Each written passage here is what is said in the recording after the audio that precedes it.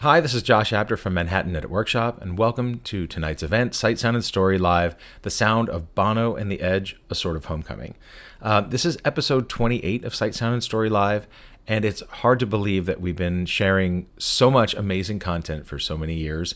Even though it started out as kind of a necessity during the pandemic, it's really ultimately become a great way for us to have regular events that really dig deep into all kinds of areas of filmmaking, and tonight is no exception. We have Brian Riordan, Phil DeTolve, and moderator Woody Woodhall, and they're all joining us to share insights into their creative process, the unique challenges that they face in their work, and how they interpret and craft sound to enhance the storytelling experience of this amazing film on Disney+. Now, I don't know if any of you have seen the film yet, but you should definitely check it out, have a look, even if you're still a little pissed off at them for automatically downloading their album to your iTunes account. That was many years ago, so please get over it. And as always, we'd like to thank our sponsors, AJA, American Cinema Editors, Zeiss, Filmmaker U, for helping make all of these events possible. And of course, I would never start an event without thanking Jason Banky and Janet Dalton, who are essentially the man and woman in the chair, so to speak, making all of the technical wheels turn smoothly and making my job almost painfully easy. So please sit back, relax, turn up the volume, and enjoy tonight's episode of Sight, Sound, and Story Live, The Sound of Bono and The Edge, A Sort of Homecoming. Thank you, Josh. Great show planned ahead. We are going to be talking with the mixers of Bono and The Edge, A Sort of Homecoming with David Letterman, that is now playing on Disney+. We are going to talk with Brian Riordan, a re-recording mixer, music producer, musician, entrepreneur, CEO, and founder of Levels Audio in Hollywood. Brian is a 3-time Grammy Award winner, a 4-time Emmy Award winner, and has received 20 Primetime Emmy nominations. That's quite a career. Congratulations, Brian. Levels has been doing some fantastic work for a long time here in town. We are joined by Phil DeTolve, who is one of the lead re-recording mixers at Levels as well. He's been there for 13 years, worked on over 200 projects, and is a proud member of the Cinema Audio Society and the Television Academy, and is also a noted Atmos mixer. We might talk about a little bit of Atmos as well. Thank you guys for being here. Can't wait to talk about this show. Thank you. Such great work. I mean, one of the things about you two that's so interesting is that they are this, powerhouse anthem band with these anthem songs. They play tours with tens of thousands of fans per show. I mean, they're just a massive band. It's you too. And yet, somehow, you guys have created this soundtrack for this documentary that is a very intimate, I don't want to say quiet, but reflective soundtrack to mirror the filmmaking. I just want to take a second and talk about what sort of conversations you guys were having with the director in terms of achieving that. Yeah, I'll jump in. I think it was definitely Morgan's vision to keep this, as you said, intimate, organic, have it be dynamic, but at the same time, very introspective. It's a sort of wide emotional range of a film, between the comedic moments, the very contemplative moments, heartfelt, as well as there's got to be moments of rock and roll, right? So we just did our very best to keep that, be very mindful of that as we were building out the sound palette and diving into the mix of the film. There's a lot of great aspects to the sound. People don't really know what we do, which is good and bad. It's good because if they do know what we do, then we haven't done our job. But it's bad because our egos are like, dude, you know what? You know how much work we put into this? Right. One of the things that was so wonderful for me is, it really is about Dublin as well. And it's about the people of Dublin. It's about the pub life in Dublin. And you really made Dublin come alive with, you know, the backgrounds and the atmosphere and the walla and all of that stuff. You want to talk about that for a second? Sure, yeah. So we built out, we have effects editors, dialogue editors, we've got the whole team helping us out to create this soundscape. And, we did want to keep it true to Ireland. So, as far as backgrounds and ambiances, we were looking for specific location-related ambiances, from the winds to the ocean and even just outdoor birds ambiances when they're walking on the streets. All that was intended to be as authentic as we could make it. And then using the production audio that we had, we go around from the street into the pub, into the theater, and all these different places. In the areas where we had production sound, primarily like the Ambassador Theater, we built that out to make it full and active and, like you're in a live theater watching the performance, but still maintaining when we go out of that and we're back into the streets that it doesn't, it's not hi-fi to lo-fi. It's still very lush, but true to where it is in the location. So we try to make that work hand in hand. Well, I think, that's one of the things that really is a huge part of audio that people don't really understand. The building of all those backgrounds and all those ambiances, which shift with the cuts to make us feel, again, if anybody hears it, then we blew it. But, I know the artistry that you guys put in there was just great, because this show goes from stage to a rehearsal room to maybe somebody's house to a pub to the ocean, and all of that has to be identified, and a lot of it is identified in this sort of subliminal way through backgrounds, and I just think you guys did a wonderful job with that. I was just curious about the timing of it. I know that I think Edge had just sort of mentioned one day, hey, we got this thing coming out. Obviously, they had spent an enormous amount of time on it.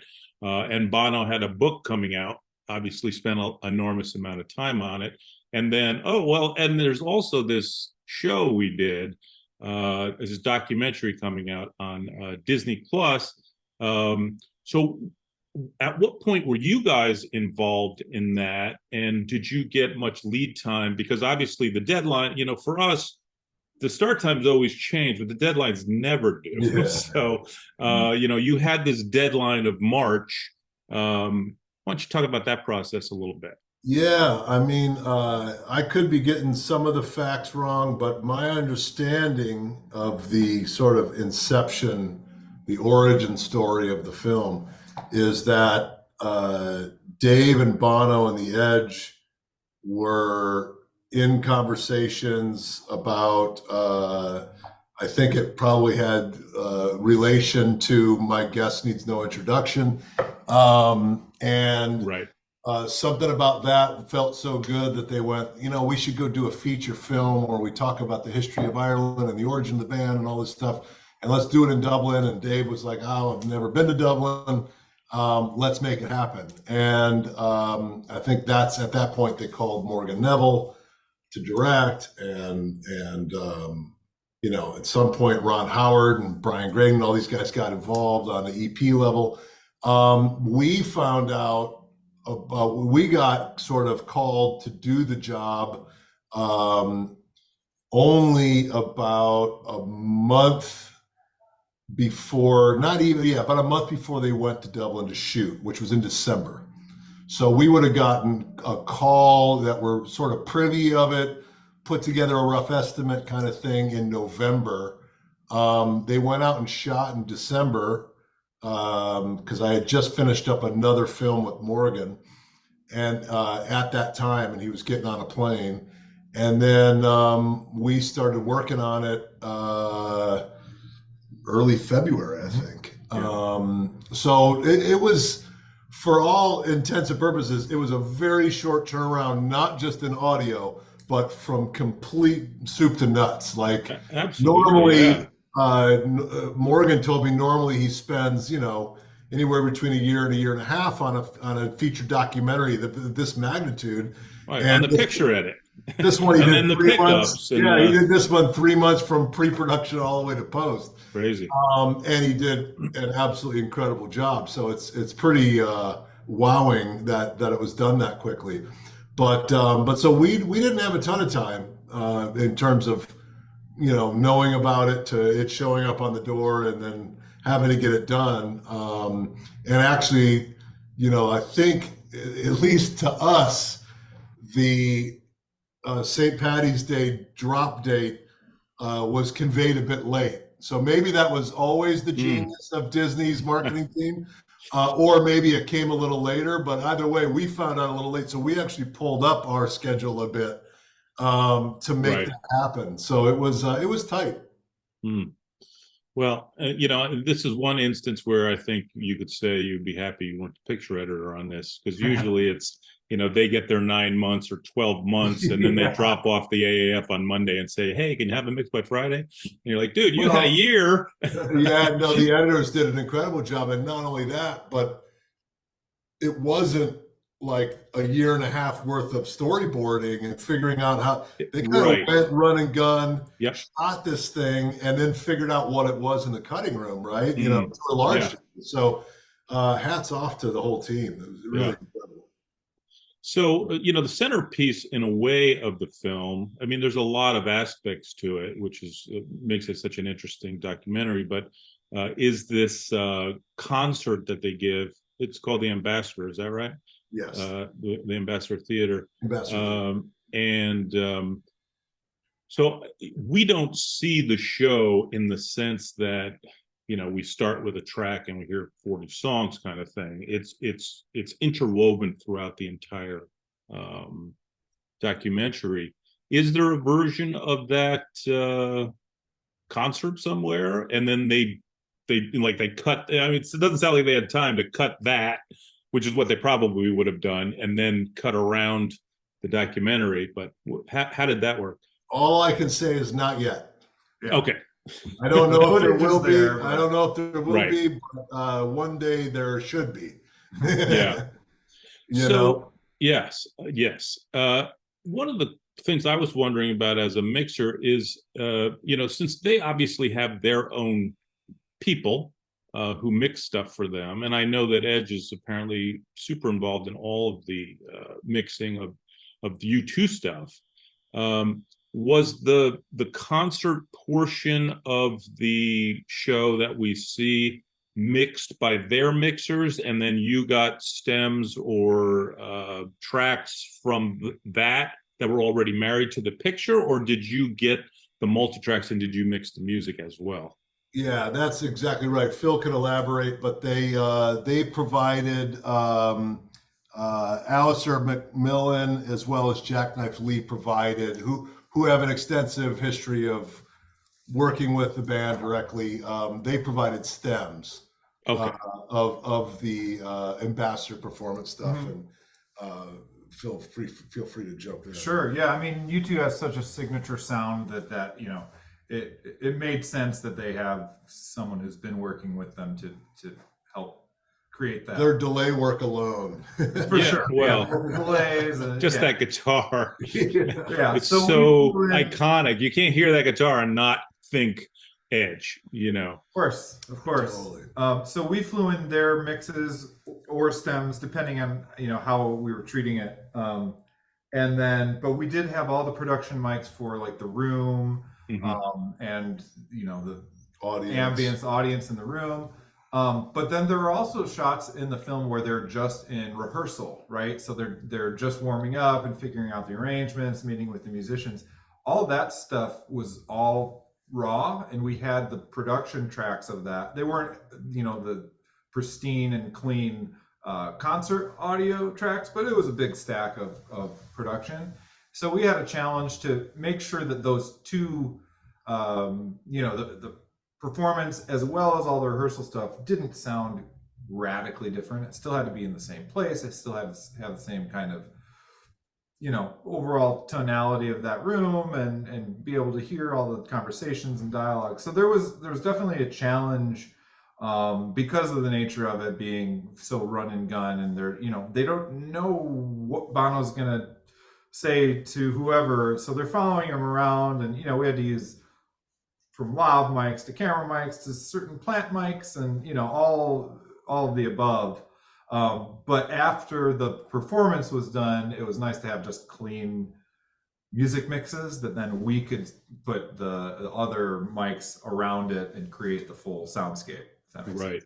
Yeah, and there were just an interesting tidbit. There were several moments where we mixed the raw tracks, then we got delivered final mixes, even for rehearsal, where the band did a full mix.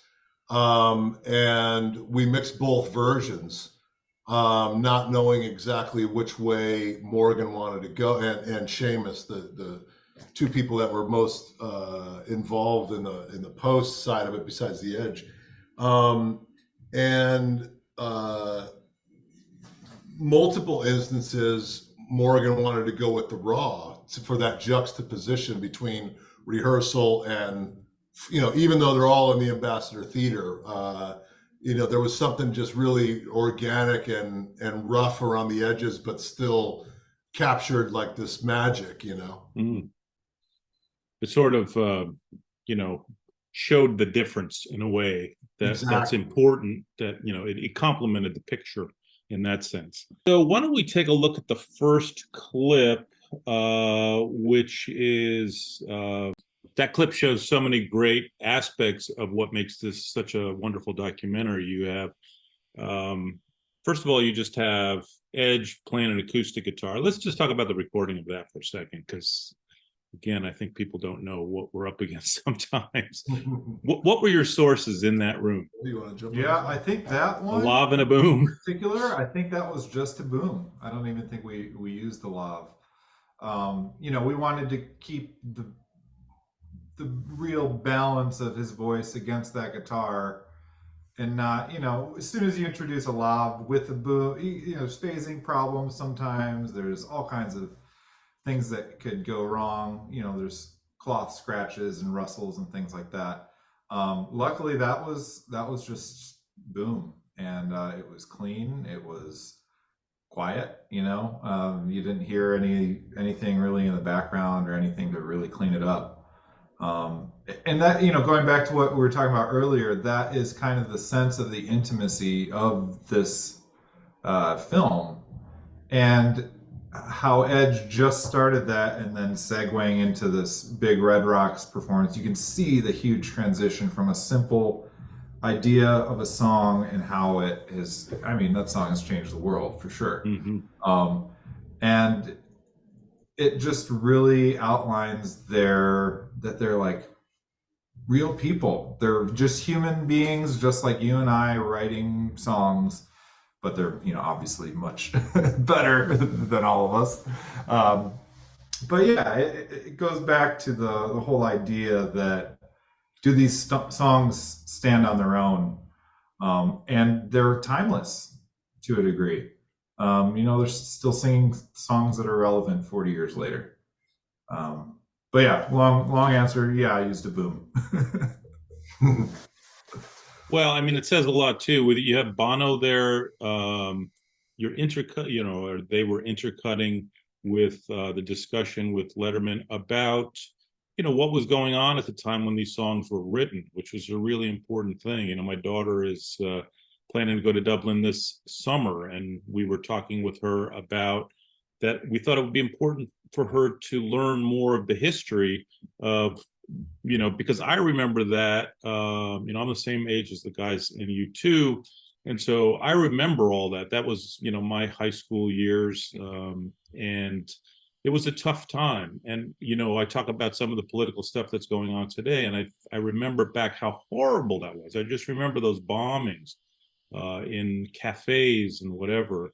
And I think it's important to remember that, and to remember that people can move past that. and it's like he was talking about just having this boundary on an island. I mean, what are we thinking? Let's keep evolving as a people. Anyway, it's just a wonderful thing, and we it's just such a privilege, I'm sure, for you guys to be able to get a performance like that. Now, you have a locked picture that you're working off of, right? So you didn't get his performance sitting there playing the whole song on. Correct. Yeah. Okay. We just got pretty close to what you're seeing. They didn't do a lot of locking and unlocking as a lot of projects do these days. They were pretty they had it buttoned up pretty well. So once they turned over to us, there were minor picture changes, if any. And you had worked with Morgan before, right?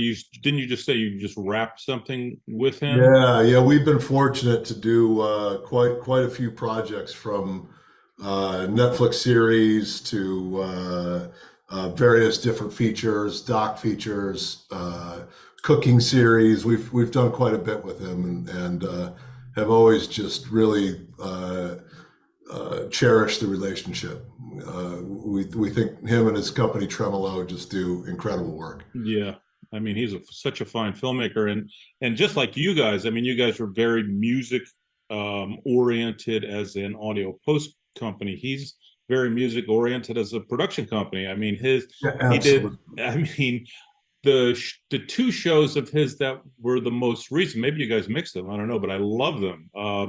Watch the Sound with Mark Ronson, spectacular show. He did a great job on that. Yeah. And Song Exploder, I think, is just an amazing show. Yeah. But then he also did Ray Charles and Crossfire Hurricane, and Johnny Cash and James Brown. I mean, it goes all the way back. And but you guys too, or I should say Levels, is expert at doing those kinds of shows. I mean, you guys did Rock and Roll Hall of Fame and MTV and American Idol and The Voice, and so you have a really deep experience with mixing, that kind of content that has all of these, performances interspersed with interviews. So do you want to talk about that for a second? I mean, what you bring to the table because of your past experience to be able to make a show like this? Yeah, it was really one of those dream projects for the exact reason you just said, because it was like, man, this is, first of all, we're big fans of the band. Second of all, we're huge fans of Morgan's and want to do everything he does. But also, it's just like, this is exactly what we do. This is what we excel at in this area of unscripted meets music, audience-based in moments, digging out really nasty, dirty dialogue whenever needed. That's kind of what we've done from inception. When I started the company, I had transitioned from music into commercials and was doing TV spots and was doing bands on the side, tuning vocals and doing award show re-record performances. So I was dabbling in this sort of TV music for television world. But in the early 2000s, when the SAG strike hit, all of a sudden my commercial work came to a grinding halt, and I had just started the company a year earlier. So we had to swerve, we meaning basically I was like a one-man band at the time, had to swerve into doing more of the music for television. That was sort of already something that I had been doing. And that year, I think I was involved in it was a crazy amount of award shows. It was unbelievable. It happened to coincide with this explosion there was award shows about award shows that year, that kept me alive. And then American Idol showed up early 2000s, a year or two later after that strike. And that really helped kind of put us on the map for a lot of reasons. That was the largest viewership of a TV show in history, at least at the time. And we got to exercise a lot of muscle on that show. because people thought it was all live, and it was largely live to tape. And we were until the very end when they went live of each season.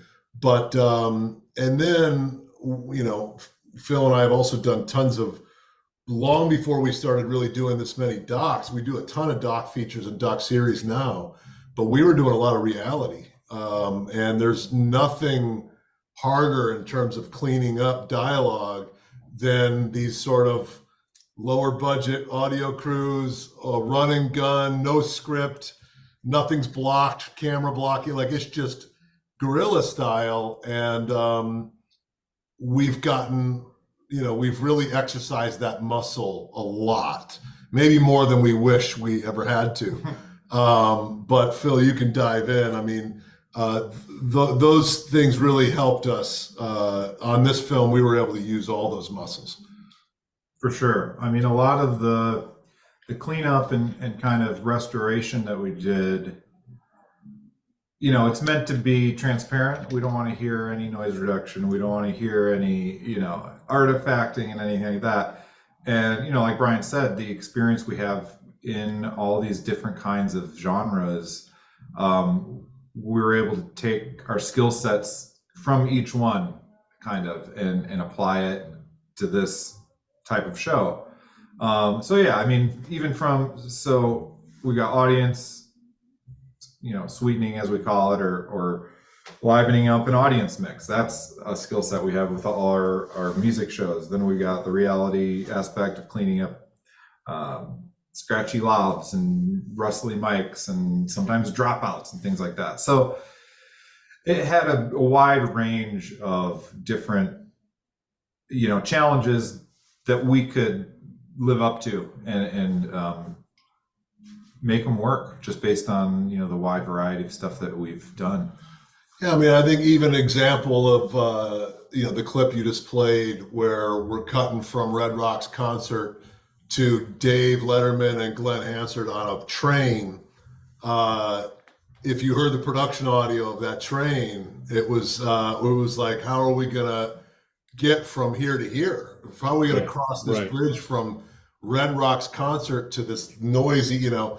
So we really had to dial, and Phil did the lion's share of that, dial in, pull out as much of that ambient audio that's distracting from the train, clean it all up, and then feed back in whatever clean ambience from the train we wanted to kind of build all of that up and have it sound a lot more pleasing than the camera mics or the boom mics that picked it all up. Yeah, I remember a lot of, you know, there were brake squeals and metal kind of train stuff that is just inherent to being on a train. But then once you start cutting dialogue, you'll hear it start and stop. So there was a lot of that kind of healing and smoothing out so that those edits weren't apparent, which again goes back to kind of cleaning up dialogue that is unscripted. You know, you're dealing with things that aren't controlled, and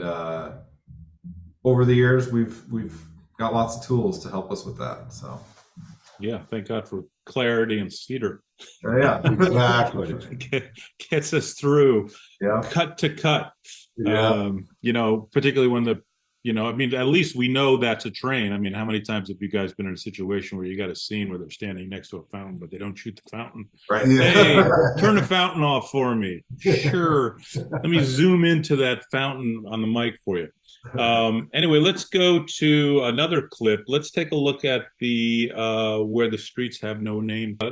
So there's a lot of filmmaking trickery going on there that most people probably wouldn't catch. But so there's one or two tracks of that playing, because I see a lot of different performances, but it's only one track. And you guys, what was that was on the picture editors. They had to match the track with all the different performances, but you had to go from Edge playing with Dave into the track in a seamless way that nobody would catch. So probably on some of the last strums with Dave, you actually went to the track, or Exactly. So let's talk about that for a second, because on a picture editing side, there's a whole lot going on, but of course all of that is followed with your sound. You have all these discussions with Edge throughout while the track is playing underneath. So why don't you just talk about that scene for a sec? Yeah, the melding of the guitar part with Dave, which was just being picked up by a boom in that moment. His amp was up. There was a direct feed as well, but it was really just him playing with his rig, which sounds amazing. And he's locked to the same delay time that he played to on the. So he's not playing to a click, but we had the benefit of him playing to a delay that's set at a certain tempo, right? So, right. So that helps that he's such a rhythmic, masterful guitar player. However, there still was transitional issues. Let's just say that, just by the nature of the way it was. But there's a drone that comes in. There's a low bass drone that comes in on that song on the production side of it. And we sort of did a high pass or a low pass filter so that you feel that drone, and then started sweeping that low pass up higher and higher and higher to where the guitar part came in. And the two guitars only struggled with each other rhythmically for a very, very short period by kind of filtering them in, and then bringing audience in as well, because we had built out all the audience to make it 5-1 and all that. So we didn't get 5-1 masters or anything. Right.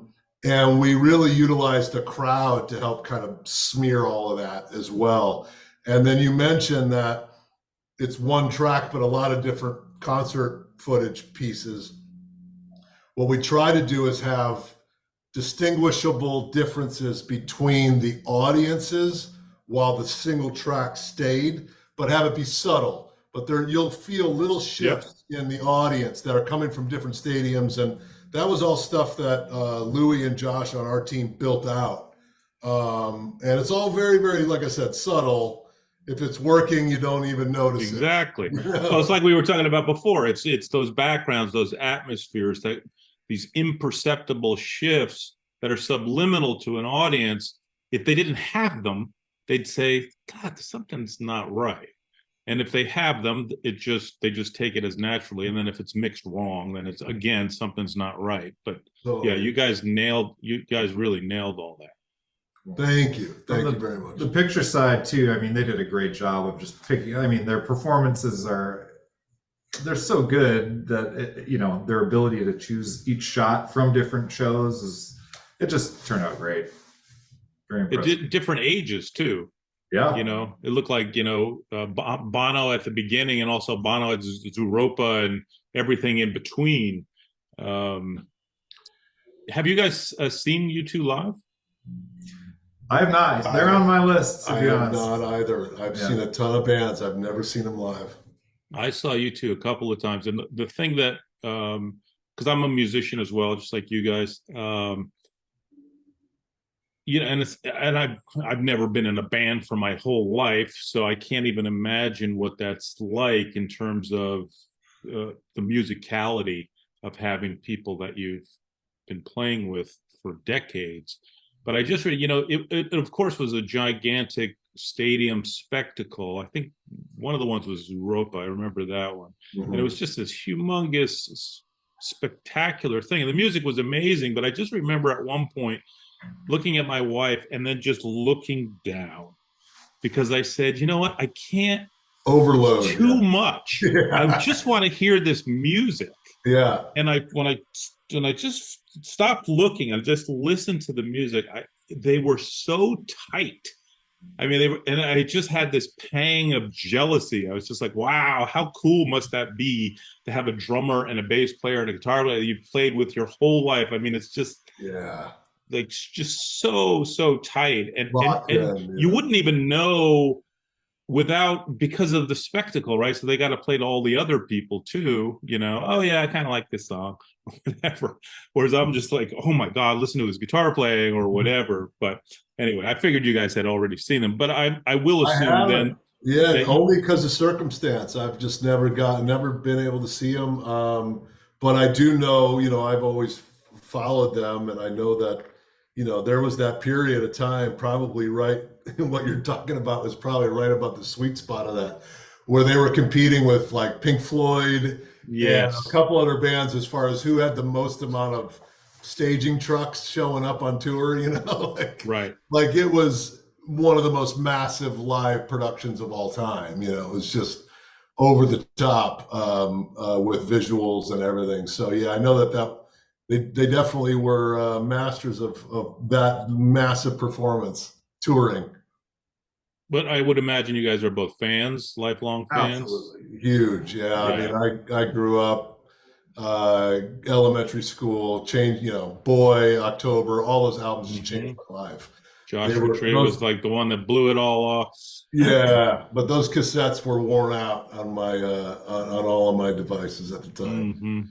I remember I was about 12 years old, and that Christmas, my brother got the Joshua Tree on CD, and we were both like, "What is this?" And that was my introduction to U2, and loved it. Talk about just production masterpiece, also. Just way ahead of its time from a production standpoint. Yeah. I thought your mixing and editing stuff was masterful, but there was something else there. Do you have something else that you wanted to say about that scene? Because I know you guys had picked it.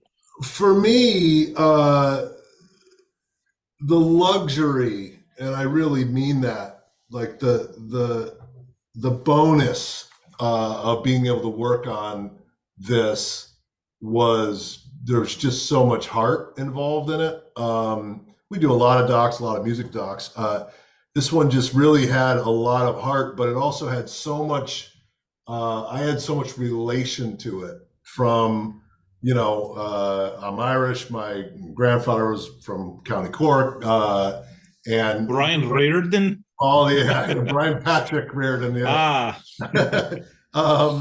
And my wife lost her uncle. He was a firefighter in 9/11. Oh, he ran up when everyone was coming down. Brian McAleese, and so there's just all of these, And when U2 did that performance at Super Bowl, I'll never forget it. There was just all of this kind of memories from my early childhood hearing these songs and loving them to all the way up, and I just felt so connected to it. And I don't always feel that way. We do a lot of projects, and it's special when you get to connect on a real heart level to a project.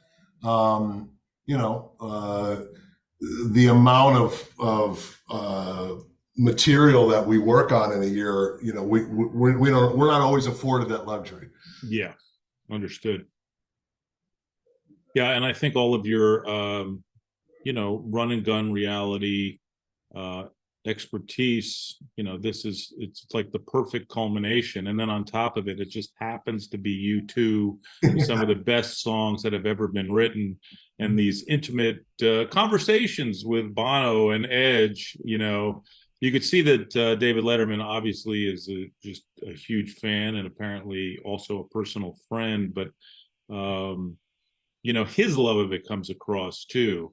And I think, and it probably from what you had said, I don't know Morgan personally, but that Glenn Hassard was, like an extra bonus who ended up being a key clutch player throughout the entire show. And in a way, ultimately, I found, for me anyway, as just an audience member, that he provided not just perspective about the music, which of course I expected, but perspective about, being a Dubliner and what U2 talking about what was going on in Northern Ireland and all of those events meant to the people who lived there. I mean, what a great thing. And then obviously Dave had a little man crush on him too, which is how could you not? What a great singer-songwriter he is. Yeah.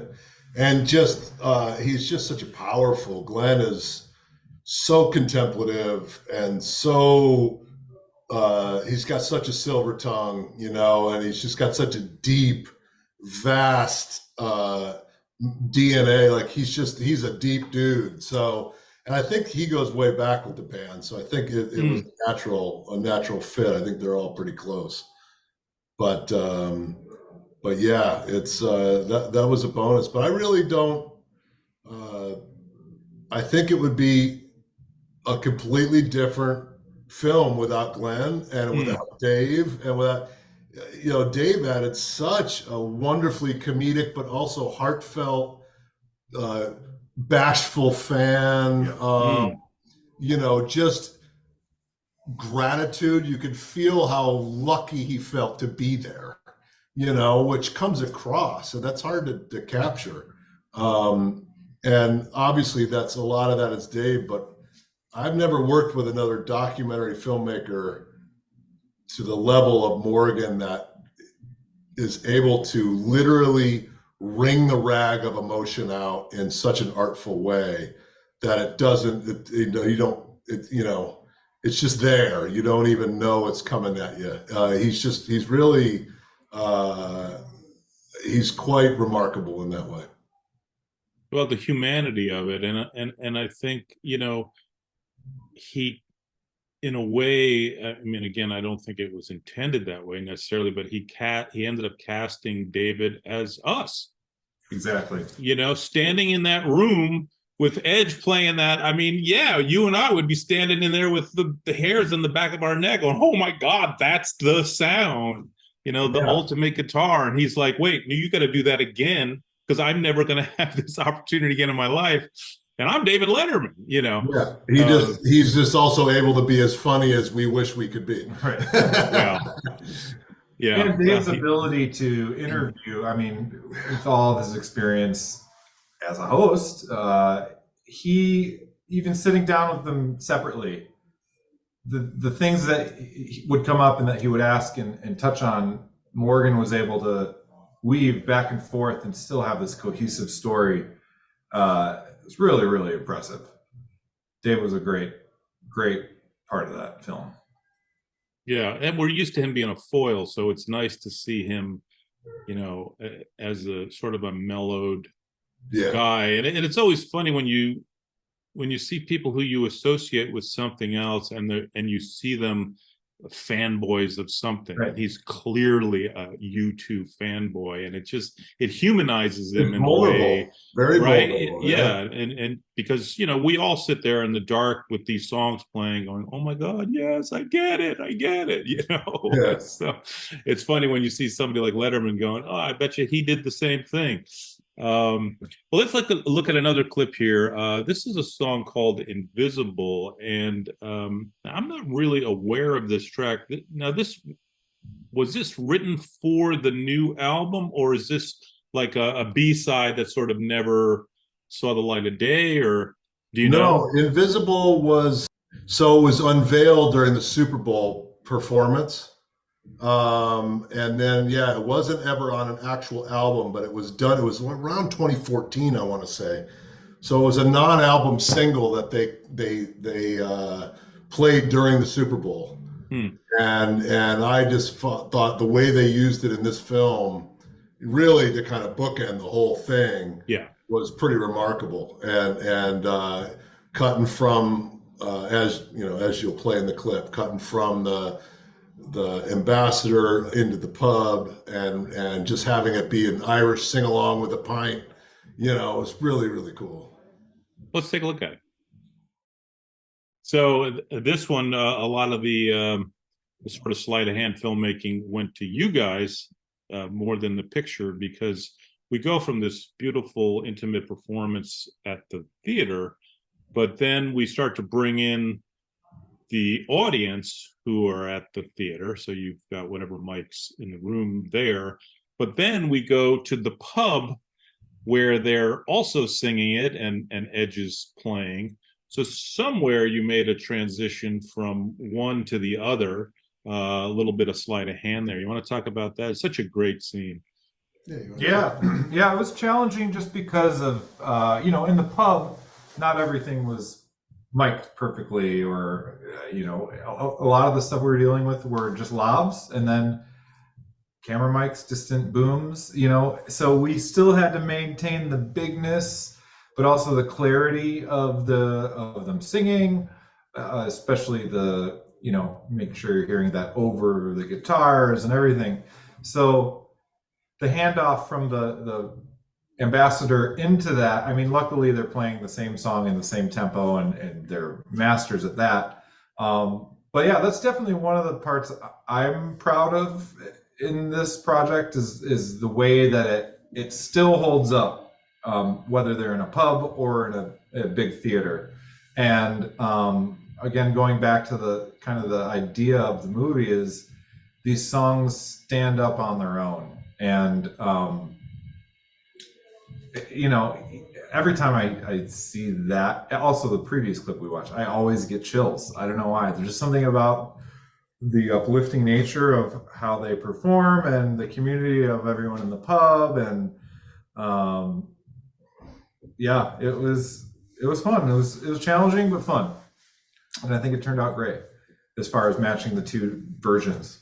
Yeah, and it's nice to be interviewed by somebody who has such an awareness of what we do and what we're talking about, because you're right, the vocal, when the crowd chant started to sing along, there is no them, that was really used as a perfect bridge to get us into this really loud bar sing along. And it was done in a way that was ideally, you could tell the difference, but it wasn't jarring at all. That was the goal. Yeah, it wasn't like a shift on a cut kind of thing. Right. And, I mean, what you guys were able to do with the way that you mixed the show, the way that you built the backgrounds, the way that you, whatever hard effects and all of that stuff that you put in, the way you blended it all, really sort of gave the film its completeness, but the whole time keeping that intimate feeling all the way through, particularly on this last song, which is really the end of the film. And it's just such a great song.